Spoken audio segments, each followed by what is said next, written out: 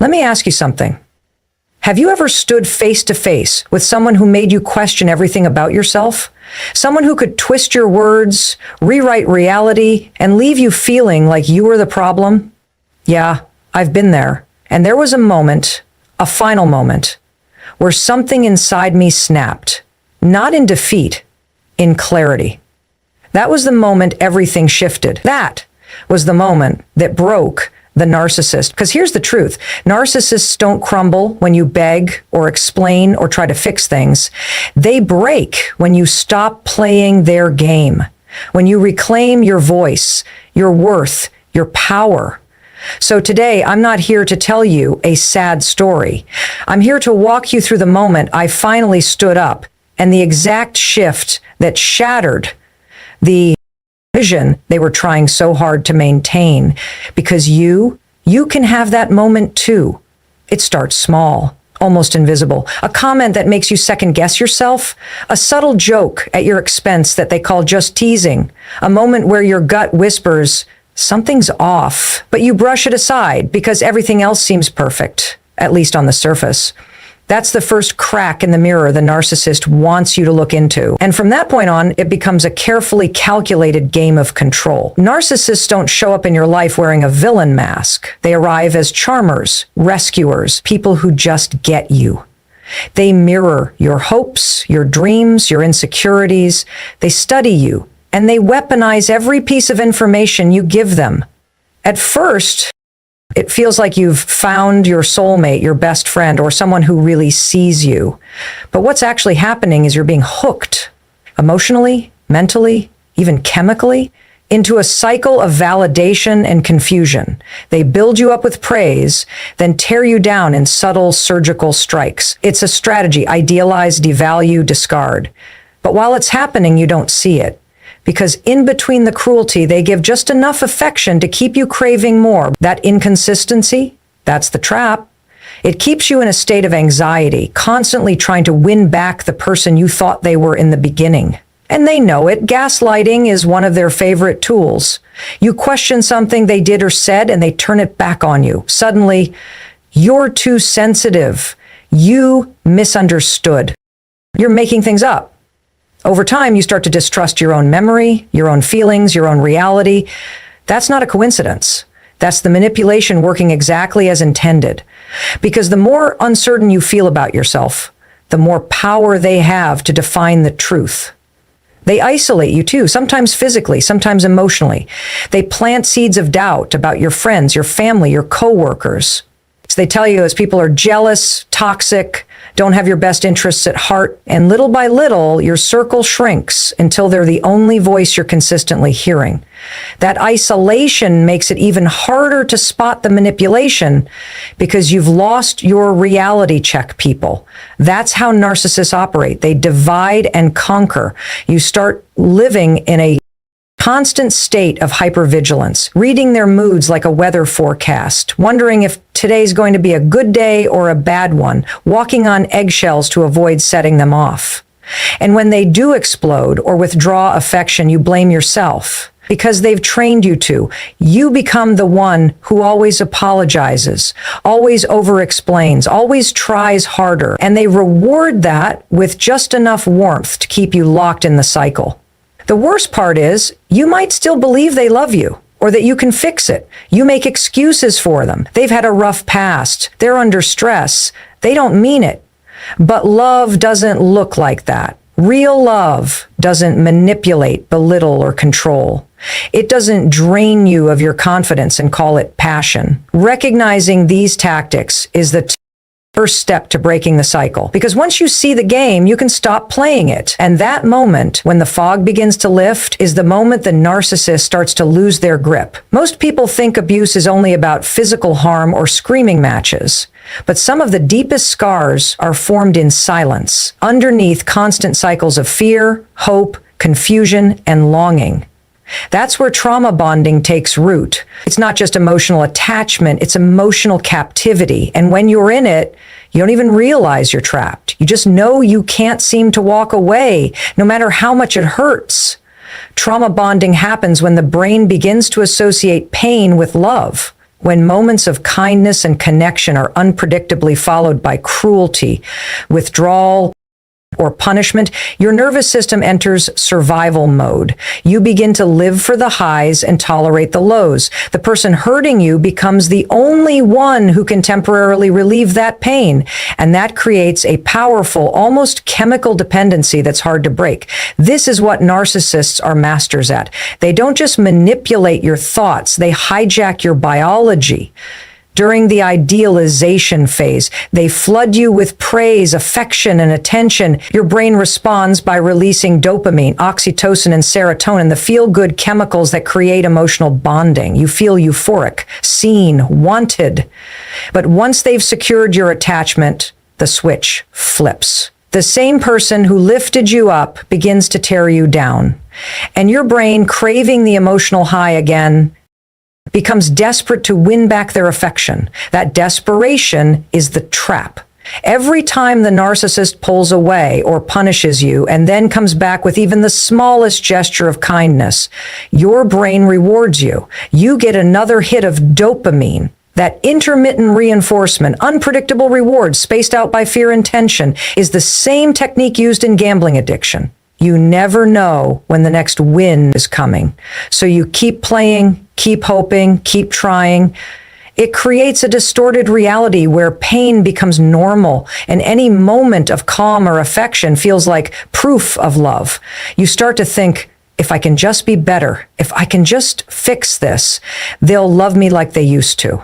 And that thought keeps you stuck because they've conditioned you to take responsibility for their behavior, to see their mistreatment as your failure. And once that narrative is internalized, they don't even have to do much. You'll gaslight yourself on their behalf.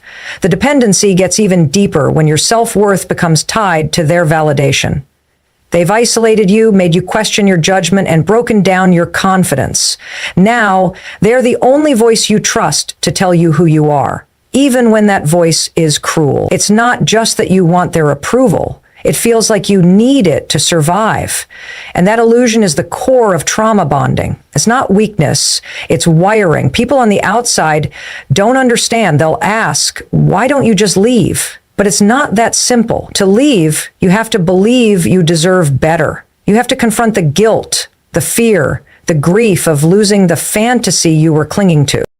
You have to rewire your entire sense of safety and identity. And that takes courage, not just to walk away, but to stay away. Understanding trauma bonding isn't about blame. It's about clarity. It's about realizing the invisible chains that kept you locked in something toxic weren't about love. They were about survival. And once you name the bond for what it is, you begin to take your power back. There comes a point in every relationship with a narcissist where words no longer work. You've pleaded, explained, justified, defended yourself so many times that it becomes exhausting. Every conversation feels like a trap. They twist your words, deny your experience, or pretend to listen only to use it against you later.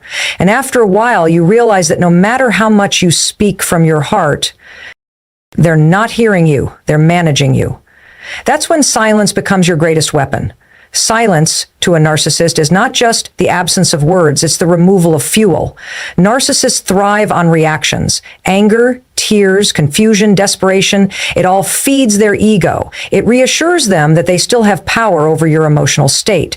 The more emotionally reactive you are, the more control they feel. So when you go silent, when you stop explaining, when you no longer give them access to your inner world, they feel it like a threat. Not because you're being cruel, but because you're breaking the bond. But silence is more than just not talking. It's about energetic detachment. It's the internal shift where you stop needing them to understand. You stop looking for validation. You stop hoping they'll change.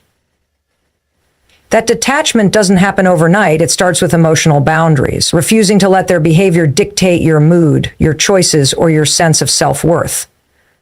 It's a quiet reclaiming of power that no longer requires permission. When you reach that level of detachment, your silence is no longer passive. It becomes intentional. It says, I'm no longer playing this game. You stop engaging in circular conversations. You stop trying to prove your innocence. You stop trying to rescue them from their own dysfunction. And in doing so, you start rescuing yourself. It's not cold, it's not revenge, it's clarity. One of the hardest parts of detachment is resisting the urge to correct the narrative. Narcissists will lie about you, smear your name, play the victim to others. And the instinct to defend yourself, to set the record straight, is strong. But here's the truth. People who know you don't need an explanation. And people who believe the narcissist don't want one. Choosing silence in those moments isn't weakness, it's wisdom. You're no longer wasting your energy proving something to people who are committed to misunderstanding you. The narcissist will notice the change immediately. They'll test you, they might love bomb, provoke you, guilt trip you, or even escalate their tactics to regain control. This is where emotional detachment becomes your shield. You don't rise to it. You don't engage. You observe without reacting. You maintain your center.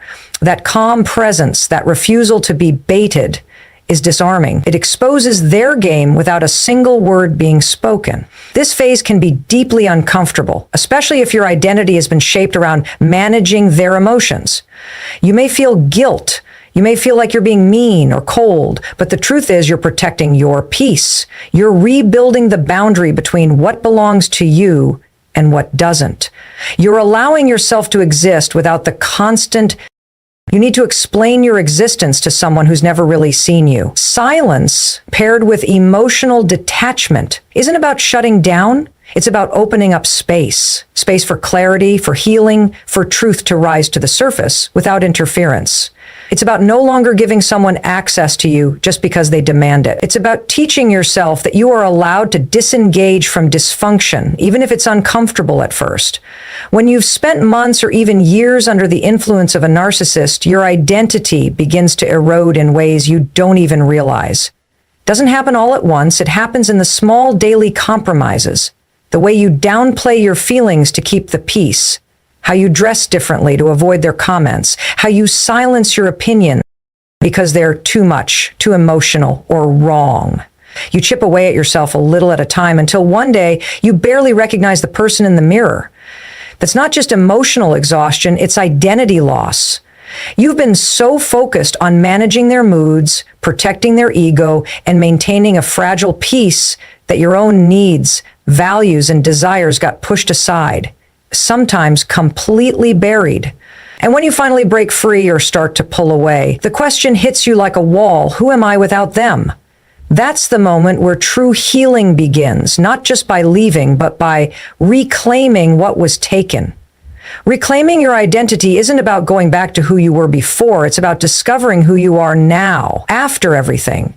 It starts with noticing what you think, what you want, what makes you feel alive, safe, and whole. For so long, your instincts were overridden by their voice, their judgment, their standards. Now, it's time to reconnect with your own. This process is uncomfortable, even scary, because stepping into your true identity means letting go of the version of yourself that was molded to survive. That version may have been quiet, agreeable, overly self-sacrificing, always trying to please. And while that part of you kept you safe, it's not who you are. Reclaiming yourself means honoring that survival mode, but also deciding to move beyond it. Boundaries become the scaffolding for this new version of you. Not the kind of boundaries you explain over and over, hoping someone will respect. These are unbreakable boundaries, quiet, non-negotiable, and rooted in deep self-respect. They don't need to be loud or aggressive. They just need to be clear and enforced. A boundary is not about controlling others. It's about controlling what you allow. You start by listening to your body. If you feel tense, strained, or anxious around someone, that's data. It's your system warning you. You don't need to justify your discomfort. You don't owe anyone access to you just because they want it. If someone's presence consistently causes you harm, you have every right to create space. That space isn't punishment, it's protection. At first, setting boundaries feels unnatural, especially if you've been conditioned to think saying no is selfish. But each time you honor your limits, you teach yourself something profound. I matter. My time, my energy, my emotions, they matter. And with each boundary you set, you send a message to yourself and the world that you are no longer available for manipulation, for disrespect, for being treated as less than. Reclaiming your identity also means embracing the parts of yourself that were once criticized or mocked. Your sensitivity, your strength, your intuition, your joy. The things they tried to suppress were often the things that threatened them most. Those are the very qualities you now get to reclaim and celebrate. Not just privately, but proudly. This journey isn't linear. You'll have moments of doubt where the old voices echo back. You're being too harsh. Maybe it was your fault. You're overreacting. But those thoughts are remnants of the conditioning. And every time you choose to respond from your truth instead of your trauma, you take another step forward. There comes a breaking point, a moment where the weight of pretending, explaining, shrinking, and tolerating becomes unbearable. You stop trying to make sense of the chaos. You stop trying to fix what's broken. And for the first time, your focus shifts from them to you. That moment isn't loud. It's not always dramatic. Sometimes it's as quiet as a deep breath, a silent realization that you've had enough. That's when the final confrontation begins, not always with them, but within yourself. For so long, your energy was consumed by trying to get them to see your pain. You thought if you just said it right, did it right, proved yourself enough, they'd finally understand. But narcissists don't seek understanding. They seek control. And when you begin to see that clearly, something inside of you snaps into place. Not in anger, but in truth. You recognize that no amount of effort will make someone love you in a healthy way if they are committed to superiority, dominance, or emotional manipulation. This realization is often followed by a wave of fear, because choosing self-respect means letting go of the illusion, the fantasy that one more conversation, one more sacrifice might change them. It means grieving the version of the relationship you were clinging to. And yet, buried under that grief is something more powerful: freedom. The confrontation doesn't always mean a big argument. In fact, the most powerful moment might be the one where you don't argue at all. You simply stop engaging. You stop justifying your needs. You stop reacting to their provocations. You start showing up in your truth, unapologetically.